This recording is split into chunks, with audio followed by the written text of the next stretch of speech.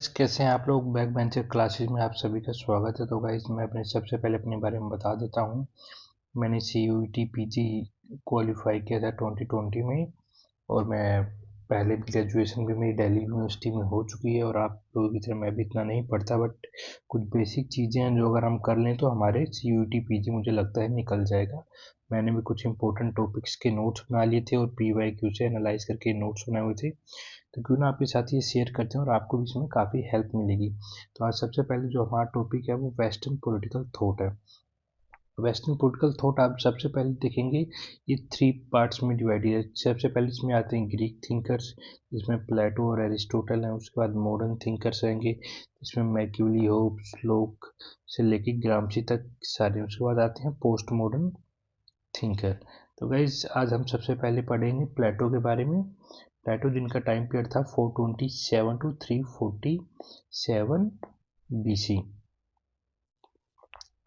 तो इनको देख लेते हैं। सबसे पहले इनको फादर ऑफ पॉलिटिकल फिलोसफी भी कहा जाता है, काफ़ी इंपॉर्टेंट क्वेश्चन है, पूछा जाता है। और इनको फाउंडर ऑफ पॉलिटिकल आइडियलिज्म भी कहा जाता है। तो इन दोनों चीज़ों का आप काफ़ी ध्यान रख लेंगे, क्योंकि ये काफ़ी पूछे जाते हैं। तो अब देखते हैं आगे, इन्होंने नेशन और स्टेट के बीच में जो डिफ्रेंशिएशन दिया था उसका सिंपल से आपको ये देखना है। इन्होंने नेशन को डिफाइन किया था by shared culture, values, religion. और स्टेट को सिर्फ इन्होंने अ पाथ ऑफ लैंड कहा था विथ सोवरन गवर्नमेंट।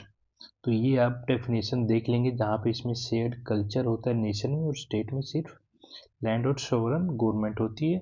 जैसे इन्होंने नेशन को एक साइकोलॉजिकल कॉन्सेप्ट कहा है और स्टेट को पॉलिटिकल कॉन्सेप्ट कहा है।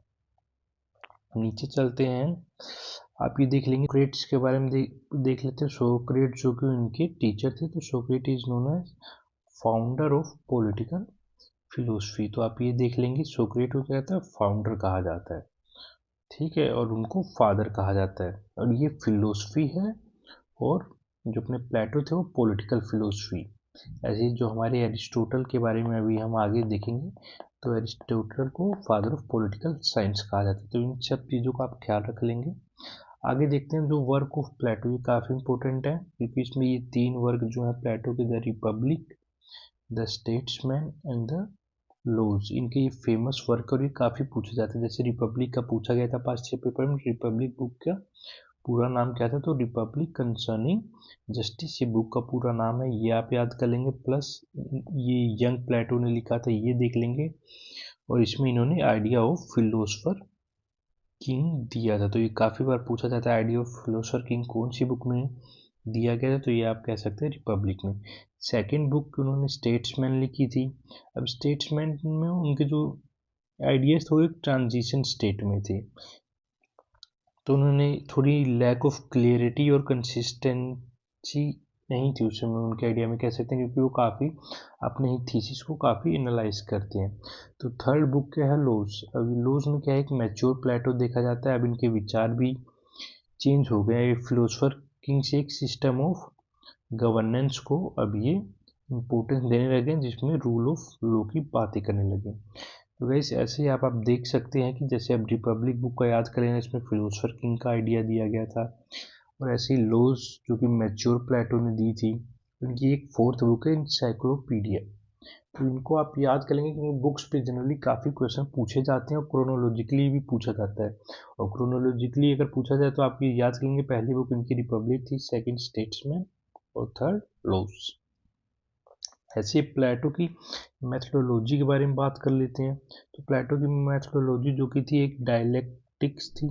अब डायलेक्टिक्स क्या होता है, एक मेथड ऑफ लॉजिकल डिबेट है, लॉजिकल आर्गुमेंटेशन भी से आप कह सकते हैं। तो आगे आगे इन्फ्लुएंस, प्लेटो पे किसका इन्फ्लुएंस रहा है, तो आप सबसे मेन आप देख सकते हैं प्लेटो पे सोक्रेट्स का जो सबसे बड़ा इन्फ्लुएंस था, जिनको ये अपना टीचर भी मानते थे।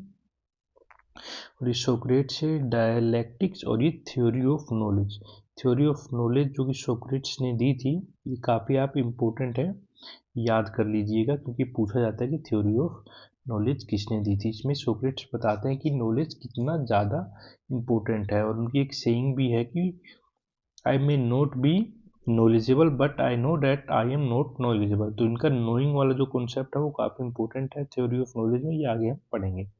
और पाइथागोरस से भी काफ़ी इन्फ्लुएंस थे, जिनसे ज्योमेट्री ऑफ थ्योरी और सोल का कॉन्सेप्ट निकालते हैं।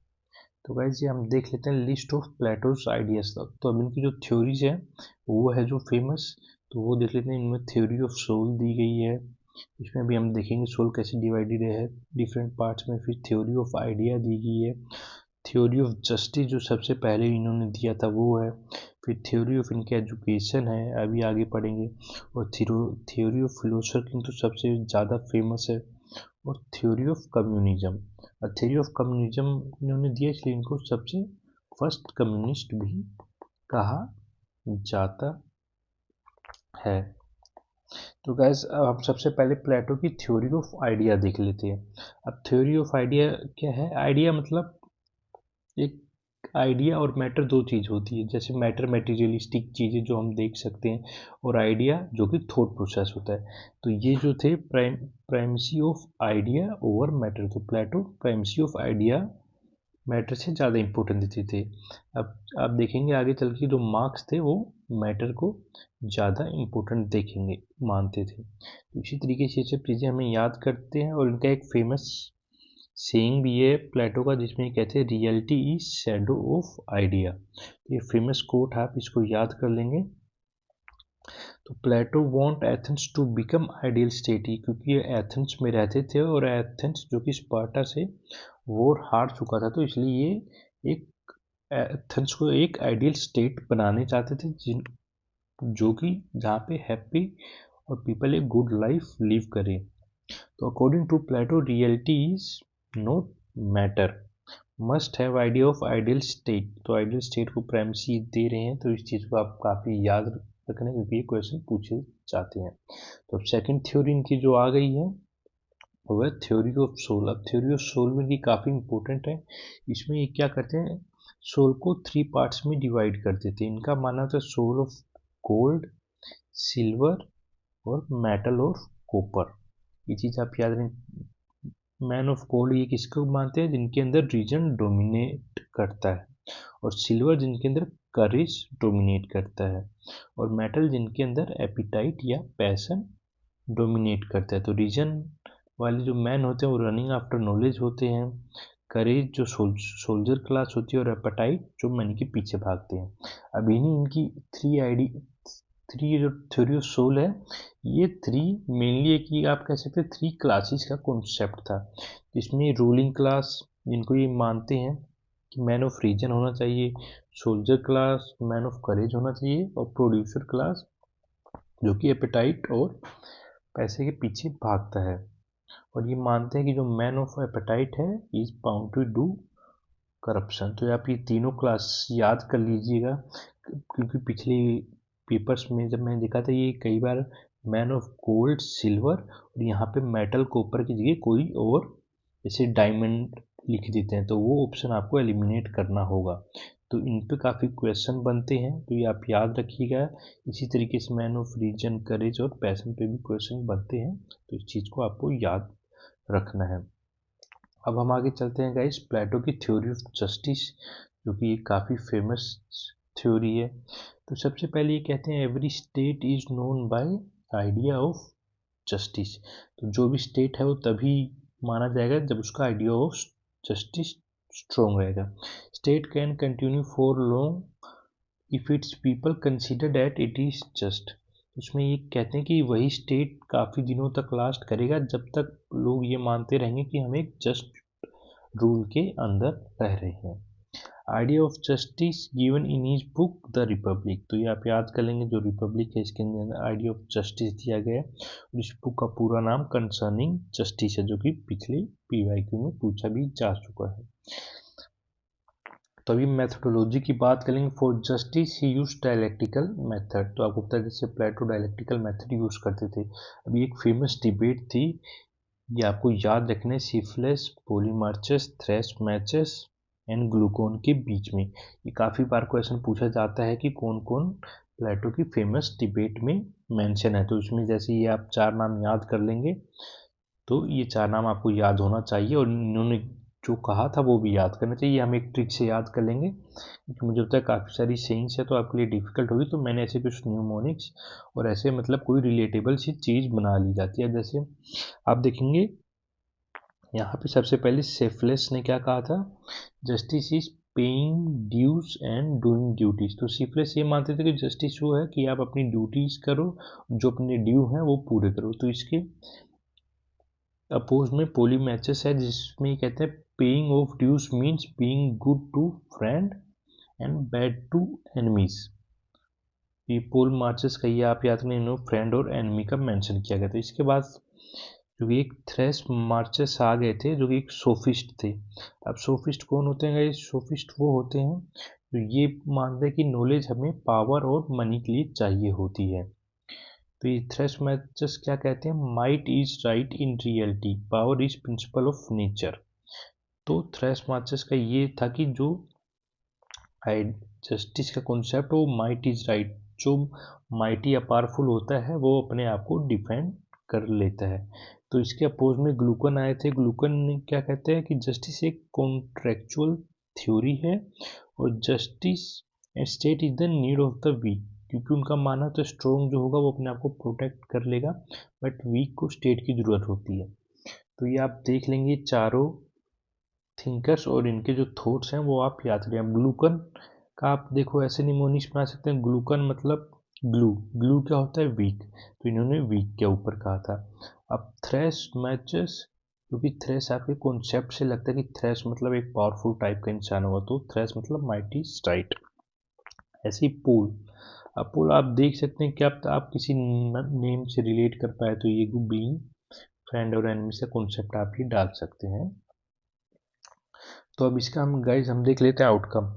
अब इस ये डिबेट का जो आउटकम निकला प्लेटो ने वो क्या बताया? State is individual writ large. ये काफ़ी फेमस सेइंग है प्लेटो की और काफ़ी बार क्वेश्चन पूछा जाता है किसने बोला था। अब state is individual writ large का मतलब है कि जो कि स्टेट है वो इंडिविजुअल से बड़ा है। सेकंड क्या है? जस्टिस यूनिवर्सल है। यूनिवर्सल मतलब इस हर एक फिनोमिना हर एक जगह लागू होगा। What justice is today same it was in the past, मतलब इनका कहने का जस्टिस का जो आइडिया है वो पास्ट प्रेजेंट में हमेशा सेम रहेगा। Justice is performs once duty, ये कॉन्सेप्ट भी इन्होंने माना है। Justice need to maintain harmony, harmony काफ़ी ज़रूरत है इसलिए कहते हैं जस्ट हारमोनी का भी कॉन्सेप्ट इन्होंने दिया है। तो ये इनकी जस्टिस के थ्योरी से चीज़ें निकल के आई हैं। अब सेकंड फोर्थ आ गई इनकी थ्योरी ऑफ एजुकेशन। अब theory of education philosopher king से रिलेटेड है, ये हम पढ़ते हैं। तो ये सबसे पहले मानते हैं कि education is mean to find out spiritual control and quality of soul.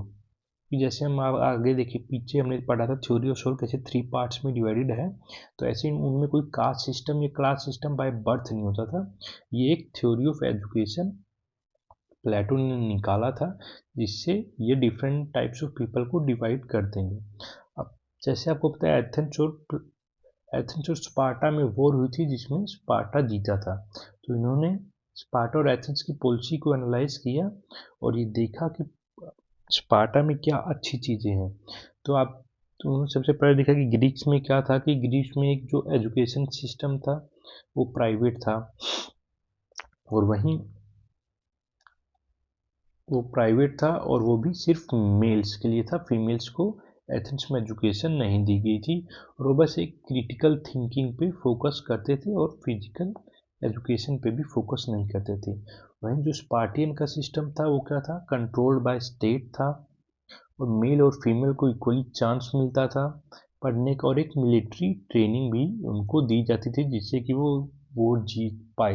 ये 3 सिस्टम, इस स्पार्टन के सिस्टम आप याद कर लेंगे जो कि अपने प्लेटो ने एक्सेप्ट किया था। ये काफ़ी हेल्पफुल होगा, तो आप ये ऐसे याद कर लेंगे।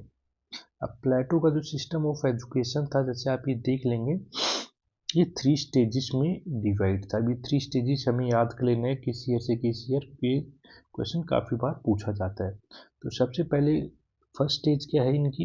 0 to 18 ईयर्स, इसको क्या कहते हैं? प्राइमरी एजुकेशन, जो कि सबको लेनी होती है। तो इसमें जनरली क्या सिखाया जाता है? म्यूजिक, जिम्नास्टिक और मोरल स्टोरी, कैरेक्टर बिल्डिंग सिखाई जाती है। ये गाइस उसके बाद इनकी आती है सेकंड स्टेज, जो कि 18 टू 35 ईयर्स ऑफ एज के लिए होती है। इसमें 18 टू 20 एज के लिए मिलिट्री ट्रेनिंग दी जाती है। अभी जो मिलिट्री ट्रेनिंग को पास कर लेते हैं वो आगे जाते हैं, वरना ये थर्ड क्लास में ये लोग रह जाते हैं। और उसके बाद जो 20 से 35 जो ईयर है उसमें इनको लॉजिक और रीजन के बारे में सिखाया जाता है। टू एंड द रेस्ट, और जो इनमें रेस्ट नहीं, इसको मतलब ये मिलिट्री ट्रेनिंग जो नहीं पास कर पाते हैं वो उनको सोल्जर या प्रोड्यूसर क्लास में डाल दिया जाता है। तो इस तरीके से आप देख लेंगे, पहला जो फिल्ट्रेशन प्रोसेस होता है ये 20 ईयर में होता है, और थर्ड जो इस प्रोसेस को नहीं पार कर पाएंगे वो सोल्जर ऑफ प्रोड्यूसिंग क्लास में हो जाता है। तो सेकेंड वाला जो फिल्ट्रेशन प्रोसेस है वो 35 पे होता है। अब जो 35 वाली एज में आ जाते हैं उनको प्रैक्टिकल थिंकिंग डेवलप की करवाई जाती है, और एट द एज ऑफ 50, ये आप याद कर लेंगे, ये एट द एज ऑफ 50 वो एक फिलोसफर किंग बनने के लिए तैयार हो जाता है। तो इस तरीके से आप देख लेंगे 3 स्टेजेस है। फिल्ट्रेशन प्रोसेस एज ऑफ 20 में है, और उसके बाद 35 में है। तो ये हो गया प्लेटो का, और ये प्लेटो की सेइंग भी है, the state which are best govern where the ruler is least interested in governing. ये प्लेटो की सेइंग है, काफ़ी फेमस, और ये आता है। अब आप ये पूछ रहे हो कि रूलर लीस्ट इंटरेस्टेड कैसे होगा, तो प्लेटो का ये कहना था कि वो रूलर जो कि इतना पढ़ा लिखा होगा, 50 ईयर्स के बाद तक उसको ट्रेनिंग दी है और वो पढ़ने में काफ़ी ज़्यादा इंटरेस्टेड है, अगर उसको रूल करने के लिए दिया जाएगा तो रूल काफ़ी कम इंटरेस्ट होगा, तो वो अब सेल्फ इंटरेस्ट पे रूल नहीं करेगा बल्कि जनरल इंटरेस्ट पे पब्लिक के रूल करेगा। इसलिए इनका मानते थे जो कि लीस्ट इंटरेस्टेड होते थे पॉलिटिक्स या गवर्निंग में, उनको फिलोसफर किंग बनाना चाहिए। तो ये इनकी सेइंग हो गई कि these states are the best govern where the ruler is least interested in governing. तो अब क्रिटिक्स जो कि काफ़ी इंपॉर्टेंट होते हैं पॉलिटिकल साइंस में, तो प्लेटो एज अ फासिस्ट, अब प्लेटो को फासिस्ट बोला गया है। सबसे पहले आपको फासिज्म की डेफिनेशन, जो कि प्योर पावर पॉलिटिक्स होती है फासिज्म की, जो कि जैसे आप जर्मनी देख लेंगे या जर्मनी में आप देख सकते हैं। तो ऐसे स्कॉलर जो कि कार्ल पोपर हैं और ईसा बर्लिन, इन्होंने प्लेटो को फासिस्ट बोला है।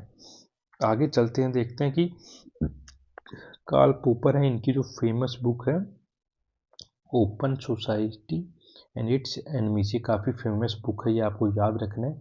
इसमें ये प्लेटो, मार्क्स और हीगल को एनिमी ऑफ ओपन सोसाइटी कहते हैं। एनिमी ऑफ ओपन सोसाइटी क्योंकि इनका मतलब ओपन सोसाइटी वो होती है जहाँ पे डेमोक्रेसी प्रिवेल करती है। पर जैसा कि आप देख लेंगे, जैसे प्लेटो ने अभी तक कहा गया कि फिलोसफर किंग को एब्सोल्यूट पावर दे दी है, तो वो क्या है, आगे जाके इंडिविजुअल्स की जो पावर या राइट्स है उनको कटेल भी कर सकता है। इसलिए प्लेटो को फर्स्ट फासिस्ट या Karl Popper enemy of open society माना जाता था। तो according to Karl Popper, if we do not call Plato as fascist, it is only because of tradition of love and respect of Plato. ये भी काफ़ी famous saying है Karl पोपर की, जिसमें ये कहते हैं अगर हम प्लेटो को फासिस्ट नहीं कहते हैं तो उसकी रीज़न ये है क्योंकि tradition of love and respect, क्योंकि रिस्पेक्ट और लव इसलिए क्योंकि उन्होंने सबसे पहले ये थ्योरीज दी हैं। अब 100% कोई भी थ्योरिस्ट सही नहीं हो सकता, और ये आप देख सकते हैं अराउंड आज से 2000 ईयर्स पहले की वुमेन राइट्स इन सब की बात कही जा रही है और पढ़ा लिखा किंतु काफ़ी ज़्यादा बहुत एडवांस्ड एज की बातें की जा रही है जो कि आज फॉलो हो जा हो रही हैं। तो ऐसे ही जो आप जगह ये लेविंसन, ये भी एक फेमस फिलोसफर है, इन्होंने कहा we are comparing the uncomparable. तो ये one of the few theorist हैं जिन्होंने प्लेटो को डिफेंड किया है। तो इनकी आप फेमस सेइंग भी याद कर लेंगे, we are comparing the uncomparable. अब आगे चलेंगे, देखेंगे प्लेटो एज टोटलियन थिंकर। काफ़ी उन्हें प्लेटो के ऊपर जाना, ये टोटलिटेरियन थिंकर। टोटलिटेरियन वो होते हैं जो कि पर्सनल पॉलिटिकल लाइफ को काफ़ी कंट्रोल रखते हैं। तो complete control of state in both public and personal sphere ये टोटलिटेरियन की डेफिनेशन है। No freedom of choice, no liberty, no democracy. However, it would not be appropriate to call Plato as totalitarian. There are many fundamental differences between Plato's ideal state and Stalin Russia and Hitler Germany. ये भी कहा गया है Plato के बारे में कि उनको टोटलिटेरियन थिंकर नहीं कह सकते, उनके डिफेंस में कहा गया क्योंकि काफ़ी फंडामेंटल डिफरेंसेस हैं।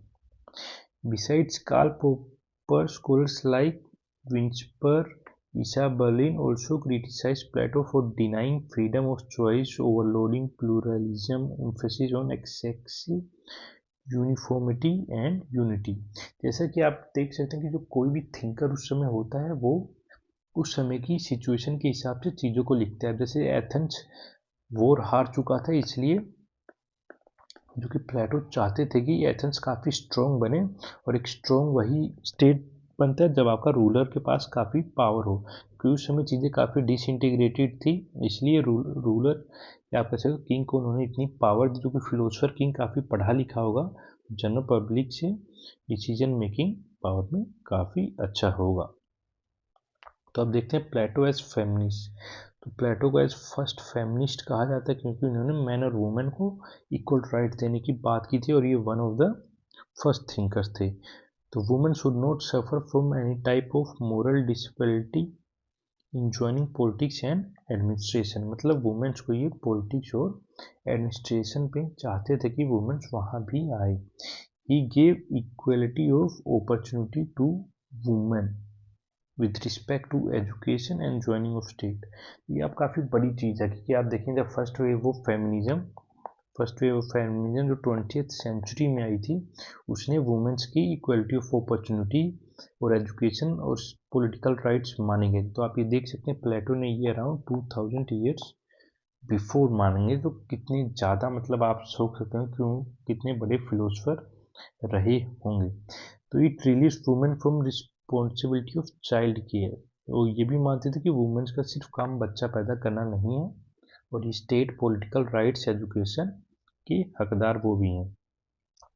तो अभी फेमस सेइंग कुछ और है, ये भी हम देख लेंगे, क्योंकि ये फेमस आप नहीं देखें पॉलिटिकल साइंस में books, famous quotes, famous sayings में काफ़ी क्वेश्चन आने लगे। तो कॉल पॉपर की एक और फेमस सेइंग क्या, वन कैन बी प्लेटोनिक और non platonic but one can never be non platonic.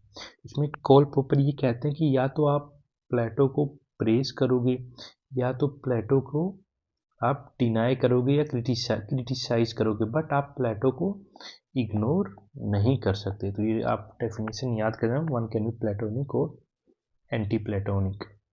अब एक वाइट हेड है। वाइट हेड ने क्या किया, western political thoughts are nothing but footnotes of Plato and Aristotle. तो ये भी काफ़ी फेमस सेइंग है, ये भी आप देख लेंगे।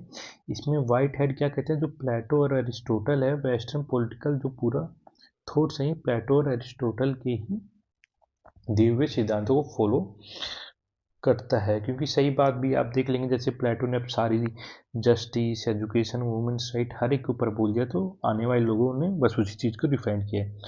प्लेटो has shown that good life and a good political life are interdependent. हाँ, बेसिकली हम देख सकते हैं कैसे उन्होंने ऊपर ये चीज़ें बता रखी है। और लास्ट में इनकी बुक है जो इंसाइक्लोपीडिया, ये भी आप देख लेंगे, इनकी काफ़ी फेमस बुक है। अब ये देखिए थ्योरी ऑफ कम्युनिज्म। तो आप देख सकते हैं कम्युनिज्म सिर्फ हम लोग मार्क्स से एसोसिएट करते हैं, तो मार्क्स के पहले भी अर्ली कम्युनिस्ट थे, बस वो मार्क्स फेमस हो गए इसलिए हम उनको कम्युनिज्म का फेस मानते हैं। तो हम ये देख लेंगे, जो प्लेटो ने दो कम्युनिज्म की थ्योरी दी थी, एक कम्युनिज्म ऑफ प्रॉपर्टी और एक कम्युनिज्म ऑफ फैमिली। तो ये दोनों आप याद रखिए, काफ़ी पूछा जाता है कि थ्योरी ऑफ कम्युनिज्म में उन्होंने क्या बोला था। प्रॉपर्टी और फैमिली ही माने जाते हैं। अब उनका माना जाता है appetite can keep private property, मतलब जो एपिटाइट या जो प्रोड्यूसिंग क्लास है, they can keep private property, ruling class are not allowed to accumulate private property. उनका मानना सही है, क्योंकि अगर रूलिंग क्लास प्राइवेट प्रॉपर्टी को एक्यूमुलेट करना लग जाएगा, उसके पास इतनी पावर्स है, क्योंकि वो करप्शन में इन्वॉल्व हो जाएगा, इसलिए theory of communism of property इन्होंने दी है। अब ऐसे communism of family, family is a bigger evil, ये एक इनका फेमस है, family is bigger evil, it promotes corruption and nepotism, ruling class should not have family. अब इनका ये मानना है जैसे कोई भी फैमिली आप देखेंगे आजकल के जो लीडर हैं वो करप्शन या नेपोटिज्म किसके लिए करते हैं, मेनली अपनी फैमिली टाइज के लिए करते हैं, जो कि इन लॉन्ग रन स्टेट के लिए अच्छा नहीं होता है। इसलिए जो कम्युनिज्म ऑफ फैमिली इन्होंने बोला कि जो कि फिलोसफर किंग होगा वो उसका कोई फैमिली नहीं होगा और ना ही नेपोटिज्म होगा। स्टेट विल चूज, स्टेट जो होगा स्टेट खुद उसके लिए कि एबल वुमेन या फिलोसफर क्वीन चूज करेगा। आप एक चीज और ये देख सकते हैं कि जो स्टेट का फिलोसफर किंग है वो फिलोसफर क्वीन मतलब एक फीमेल भी बन सकती है। ये चीज़ भी आप याद रखिए क्योंकि काफ़ी स्टेटमेंट बेस्ड क्वेश्चन आने लगे हैं, तो इस चीज़ को याद रखिएगा। अब state is a big family, ये चीज़ भी इनकी काफ़ी प्लेटो की फेमस कोट है, इस चीज़ को भी आप याद रख लीजिएगा। इंस्टीट्यूशन ऑफ फिलोसफर किंग, एक क्वालिटी दिया गया कि भाई फिलोसफी में क्या क्वालिटीज होना चाहिए, तो भाई रीजन डोमिनेट करेगा, control over appetite, no family और प्रॉपर्टी, रिलक्टेंट टू गवर्न, हमने आगे देख चुके कि कैसे उन्होंने बोला था state which govern the least are best govern, तो रिलक्टेंट टू गवर्न और नो लव फॉर पावर। तो ये चीज़ें थी गाइस हमने पढ़ लिया। और एक और था, इन्होंने क्या एक्सेप्शन दिया था, despite giving state ट्रेमेंडस power he said state can not change constitution, तो एक ये मतलब स्टेटमेंट बेस में आता है, state can not change constitution of state. तो गाइस ये हम सबने पढ़ लिया है प्लेटो की, जो कि काफ़ी फेमस उनकी सेइंग है बुक्स, और जितने भी मैंने वर्ड्स लिखे हुए हैं जो भी स्टेटमेंट है ये PYQ में आए हुए हैं, तो इनको आप ढंग से याद कर लीजिएगा, रिवाइज कर लीजिएगा, बाकी आगे भी प्लेटो पे हम लोग MCQ करते रहेंगे।